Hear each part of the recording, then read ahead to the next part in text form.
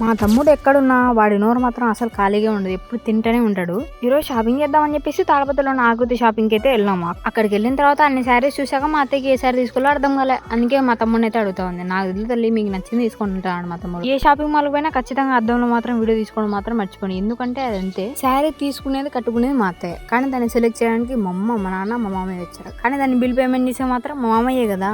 మా అత్తయ్యకి ఏ శారీ తీసుకోవాలో అర్థం కాలే. అందుకే వాళ్ళు చూపించిందే తీసుకుంది. సరే అని చెప్పేసి బిల్ దగ్గర పోతే ఆడ 3000 చేస్తే మీకు ఆఫర్ ఉందన్నారు. 3050 రూపీస్ తక్కువ ఉంది సార్, సో ఇంకో 50 రూపీస్ ఏమైనా తీసుకోండి అంటారు.